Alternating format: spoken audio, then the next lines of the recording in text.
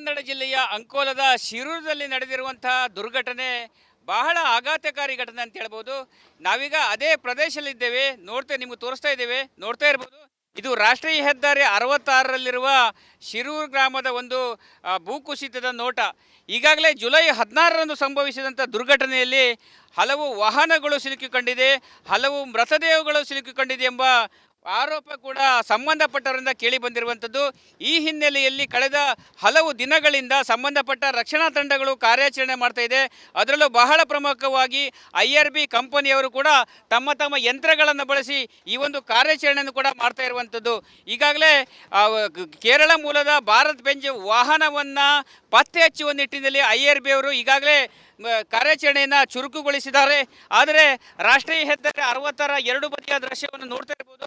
ಒಂದು ಕಡೆ ರಾಷ್ಟ್ರೀಯ ಹೆದ್ದಾರಿ 66ರ ಒಂದು ಭಾಗವನ್ನು ಈಗಾಗಲೇ ಸಂಬಂಧಪಟ್ಟವರು ಕೂಡ ಈಗಾಗಲೇ ತೆರವುಗೊಳಿಸಿದ್ದಾರೆ. ಆದರೆ ಮತ್ತೊಂದು ಬದಿಯಲ್ಲಿ ತೋರಿಸ್ತಾ ಇರ್ಬೋದು, ನಾವು ನಮ್ಮ ಬಲಬದಿಯಲ್ಲಿ ತೋರಿಸ್ತಾ ಇರ್ಬೋದು, ನೋಡ್ತಾ ಇರ್ಬೋದು ಯಾವ ರೀತಿಯಾಗಿ ಬಲಬದಿಯಲ್ಲೂ ಕೂಡ ಕಲ್ಲು ಮಣ್ಣುಗಳನ್ನು ಎತ್ತುವ ಕಾರ್ಯವನ್ನು ಯಂತ್ರಗಳು ಕೂಡ ಮಾಡ್ತಾ ಇದೆ. ರಾತ್ರಿ ಹಗಲು ಎನ್ನದೇ ಈಗ IRB ಸಿಬ್ಬಂದಿಗಳು ಕೂಡ ಇಲ್ಲಿನ ಮಣ್ಣನ್ನು ತೆರವುಗೊಳಿಸುವ ಕಾರ್ಯವನ್ನು ಮಾಡ್ತಾ ಇದ್ದಾರೆ. ಈಗ ಅವರು ಹೇಳುವ ಪ್ರಕಾರ, ಕೇರಳ ಮೂಲದ ಲಾರಿ ಚಾಲಕರು ಹೇಳುವ ಪ್ರಕಾರ, ರಸ್ತೆಯ ಅಂಚಿಗೆ ಇನ್ನೊಂದು ಬದಿಯಲ್ಲಿ ಇದೇ ಜಾಗದಲ್ಲಿ ತಮ್ಮ ವಾಹನ ಸಿಲುಕಿದೆ, ಅದರಲ್ಲಿ ಅರ್ಜುನ್ ಅಂತ ಹೇಳುವ ಲಾರಿ ಚಾಲಕ ಸಿಲುಕಿದ್ದಾನೆ ಎಂಬ ಮಾತುಗಳನ್ನು ಹೇಳ್ತಾರೆ. ಆದರೆ IRB ಅವರ ಪ್ರಕಾರ ಈಗಾಗಲೇ ಸಾಕಷ್ಟು ಪ್ರಮಾಣದ ಮಣ್ಣನ್ನು ತೆರವುಗೊಳಿಸಿದ್ದೇವೆ, ಆದರೆ ಲಾರಿ ಈ ಭಾಗದಲ್ಲಿ ಇರುವ ಸಾಧ್ಯತೆಗಳು ತೀರಾ ಕಡಿಮೆ ಎಂಬ ಅಭಿಪ್ರಾಯವನ್ನ ಹೇಳ್ತಾರೆ. ಆದರೆ ನಿರಂತರವಾಗಿ ವಾಹನಗಳು IRB ಕಂಪನಿಯ ಹಿಟಾಚಿ ವಾಹನಗಳಾಗಿರ್ಬೋದು, JCB ವಾಹನಗಳಾಗಿರ್ಬೋದು, ಎಲ್ಲ ವಾಹನಗಳು ಕೂಡ ಕಾರ್ಯಾಚರಣೆಯನ್ನ ಚುರುಕಿನಿಂದ ಸಾಗಿರುವಂಥದ್ದು. ನಾವು ಇನ್ನೊಂದು ದೃಶ್ಯವನ್ನು ತೋರಿಸ್ತೇವೆ. ಇನ್ನೊಂದು ಬದಿಯಲ್ಲಿ ನೋಡ್ತಾ ಇರಬಹುದು, ಈ ಭಾಗದಲ್ಲಿ ಕೂಡ ಸಂಬಂಧಪಟ್ಟ ಲಕ್ಷ್ಮಣ್ ನಾಯ್ಕ್ ಎಂಬುವರ ದಾಬಾ ಕೂಡ ಇದೇ ಪ್ರದೇಶದಲ್ಲಿ ಇರುವಂಥದ್ದು. ಈ ಘಟನೆಗೆ ಸಂಬಂಧಪಟ್ಟಂತೆ ಭೂಕುಸಿತ ಆದ ಸಂದರ್ಭದಲ್ಲಿ ದಾಬಾ ಕೂಡ ನೀರಿನಲ್ಲಿ ಕೊಚ್ಚಿ ಹೋಗಿದೆ. ಈಗಾಗಲೇ ಒಂದೇ ಕುಟುಂಬದ 4 ಮೃತದೇಹಗಳು ಕೂಡ ದೊರೆತಿರುವಂಥದ್ದು. ಒಟ್ಟಿನಲ್ಲಿ ಇದೇ ಸಂದರ್ಭದಲ್ಲಿ ಕೂಡ ವಾಹನ ನೀರಿನಲ್ಲಿ ಕೊಚ್ಚಿ ಹೋಗಿರುವ ಸಾಧ್ಯತೆಗಳು ಕೂಡ ಇದ್ದಿರುವಂಥದ್ದು. ಈಗಾಗಲೇ ಸಂಬಂಧಪಟ್ಟ NDRF ಆಗಿರ್ಬೋದು, SDRF ಆಗಿರ್ಬೋದು ಮತ್ತು ನೌಕಾನೆಲೆ, ಅಗ್ನಿಶಾಮಕ ದಳ ಸೇರಿದಂತೆ ಎಲ್ಲರೂ ಕೂಡ ಕಾರ್ಯಾಚರಣೆಯನ್ನು ನಡೆಸ್ತಾ ಇದ್ದಾರೆ. ಈಗಾಗಲೇ ಸಂಬಂಧಪಟ್ಟ ಎಲ್ಲರೂ ಕೂಡ ಶೋಧ ಕಾರ್ಯವನ್ನು ಮುಂದುವರಿಸಿದ್ದಾರೆ. ಆದರೆ ಈವರೆಗೂ ಕೂಡ ಮೃತದೇಹದ ಪತ್ತೆ ಕೂಡ ಆಗಿಲ್ಲ. ಆದರೂ ಕೂಡ ಸಂಬಂಧಪಟ್ಟವರ ಒಂದು ನಿರ್ದೇಶನದ ಮೇರೆಗೆ, ಸರ್ಕಾರದ ನಿರ್ದೇಶನ ಮೇರೆಗೆ ಈಗಾಗಲೇ ಮಣ್ಣು ತೆರವು ಕಾರ್ಯಾಚರಣೆ ನಡೀತಾ ಇದೆ. ಈಗಾಗಲೇ ಮಿಲಿಟರಿ ಪಡೆ ಕೂಡ ಅಂಕೋಲದ ಶಿರೂರು ಗ್ರಾಮಕ್ಕೆ ಆಗಮಿಸಿ ಪರಿಶೀಲನೆ ನಡೆಸಿದೆ.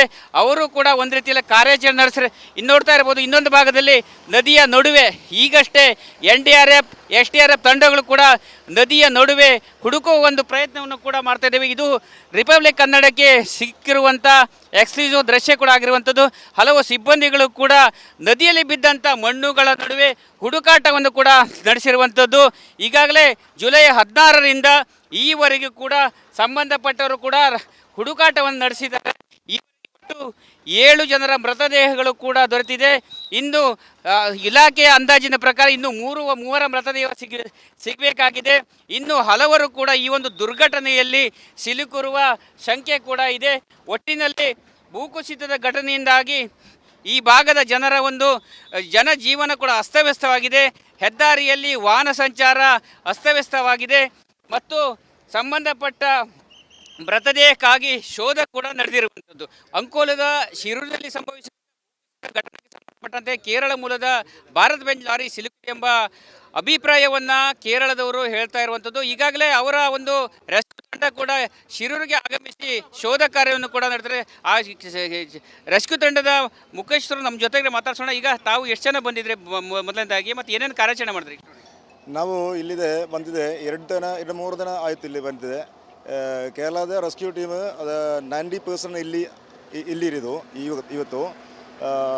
ಇವತ್ತು ಡೌಟ್ ಇದೆ, ತುಂಬ ಡೌಟ್ ಇದೆ. ಅಲ್ಲಿ ಇದೆ ಡೌಟ್ ಇದೆ, ಇಲ್ಲಿ ಡೌಟ್ ಇದೆ. ಇವ ಮಣ್ಣೆಲ್ಲ ಅದು 75% ಮಣ್ಣು ಕ್ಲಿಯರ್ ಆಗಿದೆ. ನಮ್ಮ ಡೌಟ್ ಇದೆ, ಇಲ್ಲಿ ಡೌಟ್ ಇದೆ, ಹಿಂಗೆ ಕೀಳೆ ಡೌಟ್ ಇದೆ. ಲೊಕೇಶನ್ ಪ್ರಕಾರ ಹೈವೇ ಮತ್ತೊಂದು ರೂಟಲ್ಲಿ ಲಾರಿ ಇತ್ತು ಅಂತ ಹೇಳೋದು ಒಂದು ಅಭಿಪ್ರಾಯ. ತಾವು ಕೂಡ ಹೇಳಿದರು, ತಮ್ಮ ಕಡೆಯಿಂದ ಲಾರಿ ಚಾಲಕರು ಕೂಡ ಹೇಳಿರು, ಮಾಲೀಕರು ಹೇಳಿರುವಂಥದ್ದು.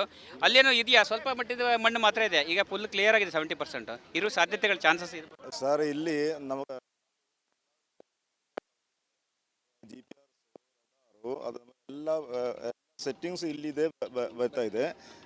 ಎಲ್ಲ ಒರೇ ಜಾಗದ ಸೊಲ್ಲಿಟ್ರು ಹೇಳ್ತಾರೆ, ಒಂದೇ ಜಾಗದ ಸೊಲ್ಲಿದೆ. ಈಗ ಇರ್ಬೋದಾ ಅಂದರೆ 70% ಕ್ಲಿಯರ್ ಆಗಿದೆ, ಈಗ ಇರ್ಬೋದಾ? ಇಲ್ಲಿ ಸ್ವಲ್ಪ ಮಣ್ಣು ಅಷ್ಟೇ ಇದೆ, ಇರ್ಬೋದಾ?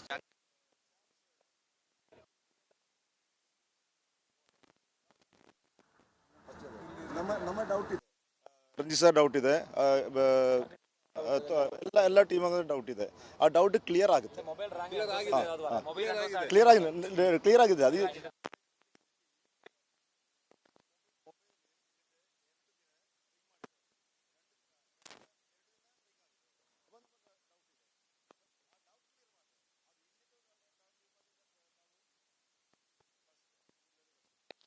ಚಾನ್ಸಸ್ ಇರ್ಬೋದು, ಏನು ಚಾನ್ಸಸ್ ಇರ್ಬೋದಾ ಅಥವಾ ಏನು ಲಾರಿ ಸಿಗ್ಲಿಕ್ಕೆ ಚಾನ್ಸಸ್ ಇರ್ಬೋದಾ?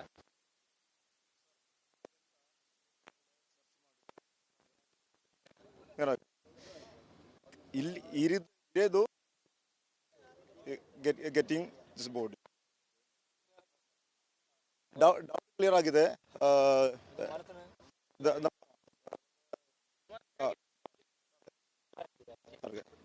ನೀವು ಎಷ್ಟು ದಿನ ಕಾರ್ಯಾಚರಣೆ ಮಾಡ್ತೀರಿ? ಇವತ್ತು ಮಾತ್ರ ಮಾಡ್ತೀರಾ? ಮತ್ತೆ ನೆಕ್ಸ್ಟ್ ಎಷ್ಟು ದಿವಸ? ಮತ್ತೆ ಈ ನದಿ ಸೈಡು ಇದೆಯಲ್ಲ, ರಿವರ್ ಸೈಡು, ಅಲ್ಲೂ ಕೂಡ ಸರ್ಚಿಂಗ್ ಮಾಡ್ತೀರಾ ಅಥವಾ ಹೇಗೆ ನಿಮ್ಮ ಟೀಮ್?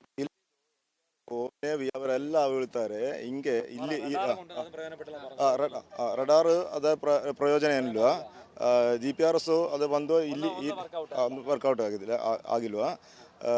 ಅದೆಲ್ಲ we are not forced, but we love the job. Just we want to get some more technology, any high power radar all tracing the that will be good, and we have much manpower. Bara sadhika and 12 ದಿನ search ಮಾಡಿದೆ, ಅದೇ body 12 ದಿನ 1 person.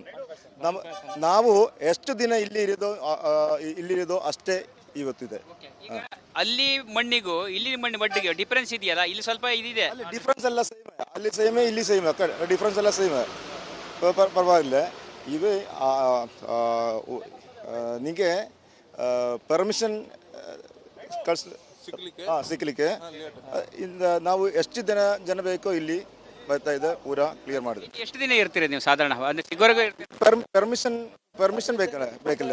Permission ಬೇಕಲ್ಲ? ಎಷ್ಟು ದಿವಸ ಇರ್ತಾರೆ? ಇಲ್ಲಿದ್ದಾರೆ. ಇವಿಷ್ಟು ಕೇರಳದಿಂದ ಬಂದಂಥ ಕುರುಚೆಂಡು ರೆಸ್ಕ್ಯೂ ಟೀಮ್ನ ಸದಸ್ಯರು ಹೇಳುವಂಥ ಮಾತು. ಒಟ್ಟಿನಲ್ಲಿ ಈಗಾಗಲೇ 70% ಮಣ್ಣು ಕಲ್ಲುಗಳು ಕ್ಲಿಯರ್ ಆಗಿದೆ. ಇನ್ನು ಮುಂದೆ ನಮಗೆ ಸ್ವಲ್ಪ ಡೌಟ್ ಬರ್ತಾ ಇದೆ, ಹೀಗಾಗಿ ನಮ್ಮ ಕಾರ್ಯಾಚರಣೆಯನ್ನು ಮುಂದುವರಿಸ್ತೇವೆ ಎಂಬ ಮಾತುಗಳನ್ನು ಹೇಳ್ತಾ ಇರುವಂಥದ್ದು. ಕ್ಯಾಮ್ರಾ ಪರ್ಸನ್ ಕಿಶನ್ ಗುರು ಜೊತೆ ಶಶಿಗಿರಿ ಮುಂಡಳ್ಳಿ, ರಿಪಬ್ಲಿಕ್ ಕನ್ನಡ, ಕಾರವಾರ.